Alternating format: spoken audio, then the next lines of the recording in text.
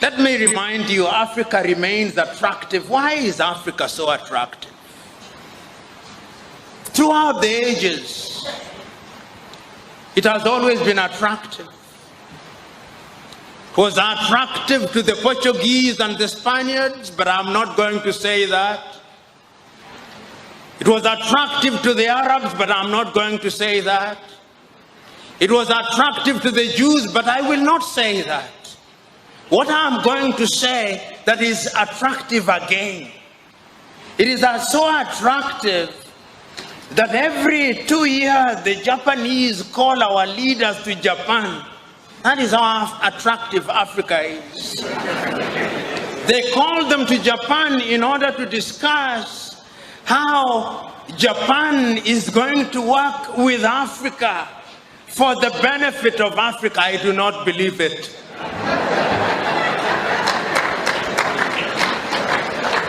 It must be for the benefit of Japan.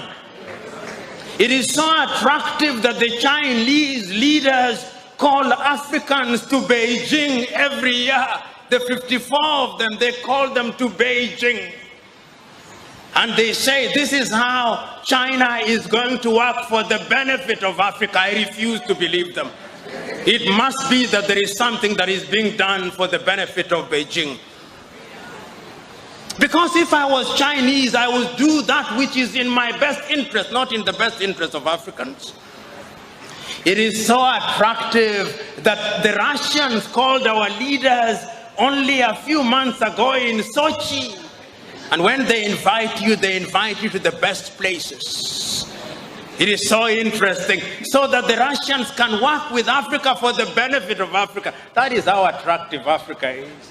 It is so attractive that the Germans also invited our leaders to Berlin. It is so attractive that even the Arabs are inviting them to Doha, and that is how attractive it is. Have you ever heard the Latin Americans being invited? No, I did not hear. Have you ever heard the Arabs being invited? No. It is only Africans who are invited. That is how attractive Africa is. Is it a bad thing? Depending on what you think.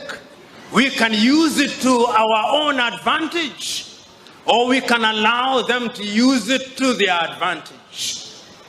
You know, when I look at Africa and I look at her in the continent, in the context of how attractive she is, another word comes to my mind called globalization. When we talk about globalization, you talk about globalization as if it were a new word. It is not. Africans were once globalized as a commodity in the slave market. We were sold everywhere in the world. That was globalization. That was globalization. Then we were globalized again through colonization. Then we were globalized again through neo-colonization. Now we are being globalized in the context of opening our markets. It is Mwalimu Julius Kambarage Nyerere who in one of his many enlightened moments said, when I hear the Europeans saying that we should open our markets in the name of globalization and they say that the rules are the same, I laugh, Mwalimu said. And he said, it is like a boxing match. The rules are the same. But you don't put a heavyweight boxer and a lightweight boxer and say the rules are the same. It is murder.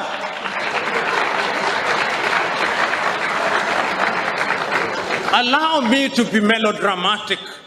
You imagine the United States of America with a GDP of anything between 14 trillion and 15 trillion is now entering into a bilateral arrangement with Lesotho, whose GDP is 2 billion. And you say the rules are the same. It is a joke. It is murder. Because the revenue that is generated by the city of Los Angeles alone in one day is more than the GDP of Lesotho. So we are being told to open our markets, and when we opened our markets, you saw what happened? Our textile industries died. The large textile industries that we knew about in Kaduna, in Nigeria, died. Our cotton industries died. Our sugarcane industries died.